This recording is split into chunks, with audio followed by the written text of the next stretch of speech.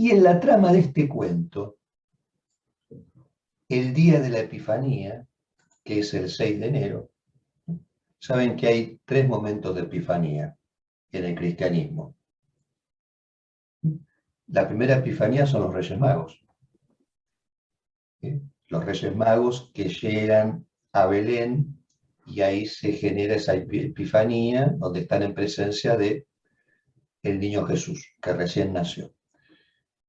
La segunda Epifanía es el bautismo de Jesús, que lleva a cabo San Juan Bautista, y la tercera Epifanía es el primer milagro de Jesús, que figura en la Biblia, que es cuando, siendo joven aún, va a un casamiento con su madre, se acaba el vino, entonces él ahí produce el primer milagro, que es convertir el agua en vino. Esas son las 3 Epifanías.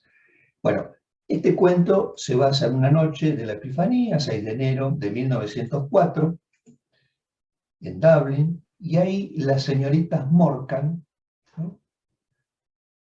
Celebran una cena, como cada año en su casa de Dublín, a la que acude parte de la familia y otros personajes de la ciudad.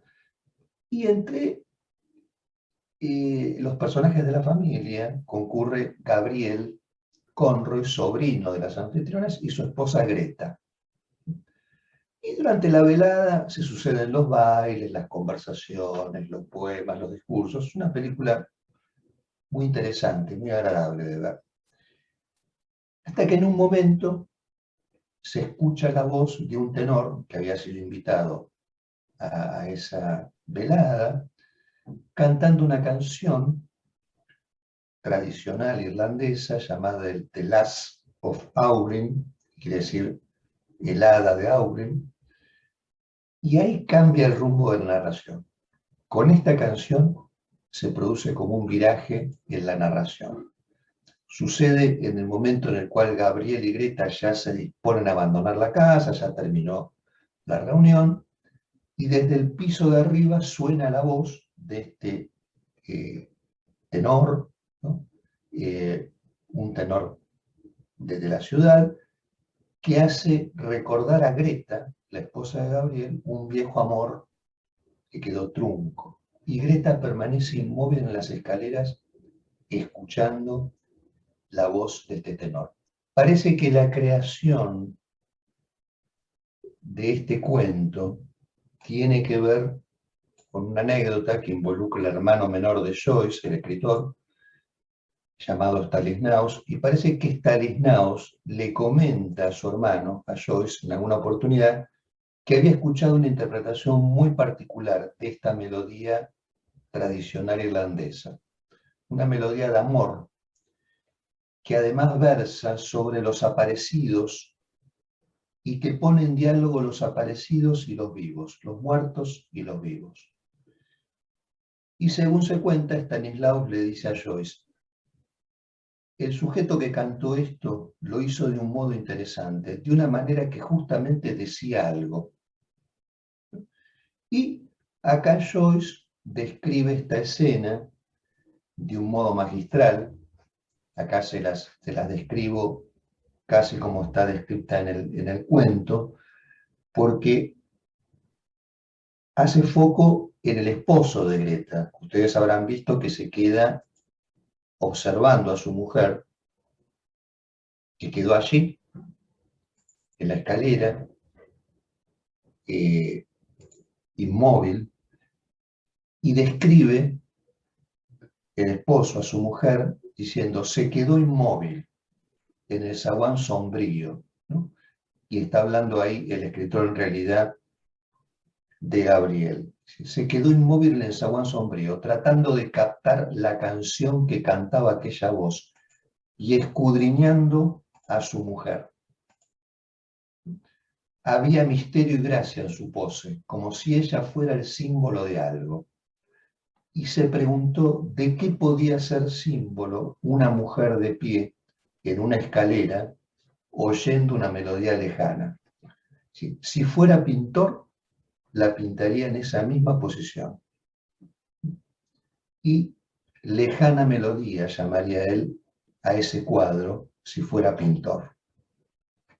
Y notablemente, uno de los nudos dramáticos del cuento, como yo le decía, es este momento en el cual Gabriel, el esposo, se queda mirando a su mujer, que queda capturada casi en una posición estatuaria, ¿no? Casi, incluso, no sé si ustedes habrán notado, casi santificada, porque hay un vitró detrás, ¿no? Y parece casi ahí una beata, ¿no? Ahí como queda capturada por la voz,